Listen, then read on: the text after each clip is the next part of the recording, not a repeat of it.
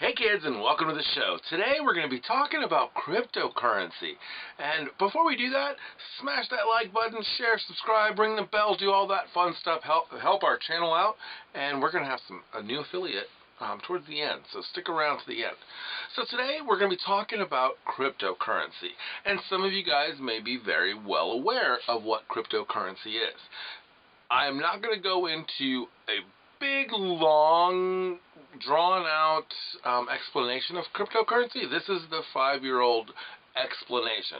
I want you guys to take some time and go out and explore and learn. And the reason I think that we need to do that is because we have to prepare and we need to diversify going into what I think may be another Great Depression. So when we diversify, we think about real estate, we think about, what do we have put away for our retirement, those 401ks. Even though those are hurting and struggling right now, eventually 401ks and stuff will start to come back. So the stock market, it flows back and forth, and it's all about waiting. If you go into a casino, the reason the casino wins is because they can wait longer. They have more money in deeper pockets. Whoever can stay at the table the longest will win almost every time. And the way to stay at the table the longest is to be diversified. We diversify with gold, silver, we diversify with cash, we diversify with real estate, and we diversify with cryptocurrency. I'm sure there's some other ways that people diversify, and I'm sure there's other ways that we diversify, but those are the ones that I'm talking about today, and specifically cryptocurrency. So what is cryptocurrency? Everyone says, well, that's just fake money. Well, in a sense, it is. It is fake money. There's this thing called a blockchain, and a blockchain is basically like this big fancy ledger. So when you go to your bank has these little computer codes into their computers that tell them how much money you have, and they will give you some of that money. Our banks today have become glorified ATM machines. They're not full service anymore because most of our money has been converted to digital assets. Whether you have cryptocurrency or not, that credit card that you use or that debit card is just moving those digital funds from your bank to your account, to the gas pump, or to wherever you're using it. So there is this bank ledger. So money exists. We're going to send, the Treasury will say, I'm going to send the bank this much money, and the bank has this much money. The reality is, though, that most of the money that is in a bank is digital. And if you don't believe me, try to withdraw large sums of money. Most banks don't have huge, large sums of money unless they've just recently received a deposit. And when I say large sums of money, I'm talking large sums. Probably not what the average person does. But you can do this to test your bank and see if your bank is a full-service bank or not. And that is to bring in a bag of coins and say, hey, I want to deposit these coins. Do they have a machine, and will they give you the coins back that spit out the other side of the machine? Do you have to count them? Do you have to, those are kind of things that you have to look at. Also, try to get coins. As a prepper, I like stashing cash in the form of coins. You can get dollar coins, and you don't have to worry about those sitting in your car or in your house if you have a fire. Just think about it. You have a house fire, and you have a couple $100 sitting under your mattress, and what happens? It just burns away. You have a couple $100 of coins sitting on your mattress, it'll still be there. So I don't recommend putting money under your mattress, though. That's the first place people look. That's another story for another day. The point is, you have to park your money someplace, whether it's cash or whether it's currency. So what is cryptocurrency? We talked about the bank ledger. So what is cryptocurrency? Cryptocurrency is basically the same thing. Instead of a ledger, it's called the blockchain. And so let's, again, someone could probably explain this better, but this is how I would explain it to my small children. So there's this blockchain. So there's these Legos. There's Lego blocks, right? And so this is the blockchain. So you got a bunch of Lego blocks, and there's a bunch of blocks out there right now. and let's just say they're Bitcoin. Bitcoin, everybody knows what Bitcoin is, and Bitcoin's the big one. So there's a bunch of Bitcoin blocks out there, and you can build with them, and you can buy that block. But that first block that was built, let's say it's a red square block, we know every person that has ever owned that little square block. So that block has been transferred from a number to a number to a number to a number, and those numbers correlate with us. So in the blockchain, you see where that block moves. So you have this wonderful wall that you're building out of Legos, and that block that you have, you own it. It's part of that wall, and it just starts to move up and down and around, and it just does that. But we know who owns that brick. A lot like the virtual reality metaverse that we're starting to see, the NFTs. We know who owns that picture. So it's copyright stuff. So you put your block in there, you have these blocks, and then some people can go off in the corner and they can mine and make new blocks. But we know how many blocks will exist in total because there's a finite number of Bitcoins, which is why the price will go up for one Bitcoin. You know, it started off as a penny, it went up to $10, it went up to $1, went down, it's gone up, it's $40,000 today per coin.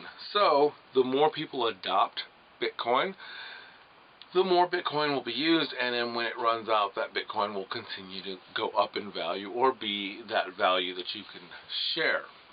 A lot of people are like, well, how can I use my Bitcoin?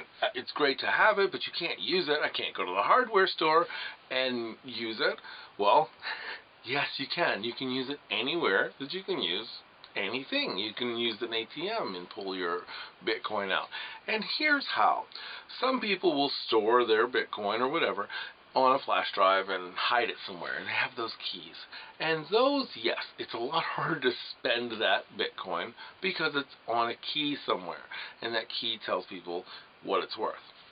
So if you get started, start off with one of the apps, one of the more reputable apps. I like Coinbase and Crypto.com. They have their pros and cons. There's links in the description so you can actually click on those and get free cryptocurrency for signing up. Now, with Crypto.com, there is a card that you can attach to it, and different cards do different things. So you maybe get a Ruby card, and for the money that you use through that card or hold on that card, you collect interest. If you get the basic card, you don't collect interest. I think it's like 1% interest. But you can just use this card, so there's a zero balance. Okay, so it's a Visa card that they'll send to you. Pretty cool little card. I'm going to keep going. I'll get to that in a second, and you'll understand. So this is Crypto.com. So you get your card, you put your money in your crypto account, and you move crypto around. You can buy your Shiba Inu, you can buy your Bitcoin, you can buy Tectonic, which is kind of one I like right now, and just let it grow. And as it grows, you can watch it. And those gains will only be realized if you take them out. So we're sitting here watching this money go up, and I've got this Bitcoin, and blah, blah, blah, blah, it shoots up. I want to spend it. How do I spend it? Well, you go into your little app, because it's digital. You're not going to be able to write a check for this one. So you go into your little app, click a few buttons, and then you move some of that Bitcoin over to your card. Your card becomes regular U.S. currency or whatever currency happens to be in your neighborhood. So you get this card and you say, well, I'm going to take $100 of my Bitcoin, because you only own portions of the Bitcoin unless you own a whole one. But you can say, I'm going to take a portion of the Bitcoin, so $100 worth, and you just type in, I want $100. It automatically goes to the card. You swipe it. There's other ways to get it. That's what I do with my crypto. So with Crypto.com. Then there's Coinbase. Coinbase is another big one. And you can do the same kind of thing. I don't have a card attached to that one, but if I want some money, I just go into the account, hit a few buttons, and that money is transferred from the app into my bank account, and I can spend it. Usually takes about 8 minutes to get the money over. So you can have access to it and very fast. And again, with that card that crypto gives you, you can put an ATM and you can get cash out of the ATM. So they've made it really easy. And again, Coinbase, again, link in the description, and you can get some free crypto. when you sign up. I think it's $10 free if you sign up using my link. So those are two ways to invest in cryptocurrency. So as we watch these little crypto things come up, like Shiba Inu, which is like nothing, it's a meme coin, it's a joke, and it's like Dogecoin is a joke. But a lot of these tokens, these cryptocurrency tokens, a lot of them are businesses. So you read about them. There's something called a white paper. You can click on it and you can find out what the business is doing. And that is how you start investing.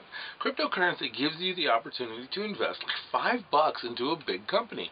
And it could be a big company that hasn't started yet. So that $5 can easily become $5,000, can become $10,000 if you invest in the right company. However, some of those companies, if you invest in the wrong one, you'll just lose your money. So I always tell everybody, don't invest money in something like the stock market or a cryptocurrency unless you have money to burn.